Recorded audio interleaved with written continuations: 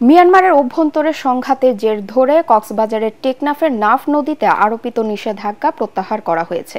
তবে টেকনাফের কোনো নৌযান যেন বাংলাদেশের জলসীমা অতিক্রম করে মিয়ানমারের জলসীমায় না যায় তার জন্য গ্রহণ করা হয়েছে সতর্কতা। একই সঙ্গে জরুরি প্রয়োজনে টেকনাফ সেন্ট মার্টিন নৌরুটে যাত্রীবাহী নৌযান কোস্টগার্ডের নিরাপত্তায় চলাচল করবে। এমন সিদ্ধান্ত গ্রহণের কথা নিশ্চিত করেছেন টেকনাফ উপজেলা নির্বাহী কর্মকর্তা শেখ এহসান উদ্দিন। অন্যদিকে আবারও মিয়ানমারের অভ্যন্তরে চলা গোলাগুলির শব্দ ভেসে আসছে বলে জানান সীমান্তবর্তী এলাকার লোকজন। টেকনাফ উপজেলা নির্বাহী কর্মকর্তা শেখ এহসান উদ্দিন জানান, নাফ নদীতে দীর্ঘদিন ধরে মাছ ধরা বন্ধ রয়েছে, তা গত সরকারের আমল থেকে কার্যকর। এখনো নাফ নদীতে মাছ ধরা বন্ধ থাকবে, তবে নাফ নদী দিয়ে সমুদ্রগামী মাছ ধরা ট্রলার যাতায়াত করতে পারবে।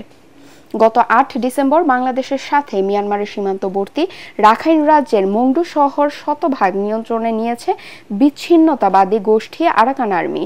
এরপর নাফ নদীর মিয়ানমারের অংশে অনির্দিষ্টকালের জন্য নৌ চলাচলের নিষেধাজ্ঞা আরোপ করে তারা। এমন পরিস্থিতিতে নাফ নদীতে বাংলাদেশ অংশে টহল জোরদার করে বিজিবি ও কোস্টগার্ড।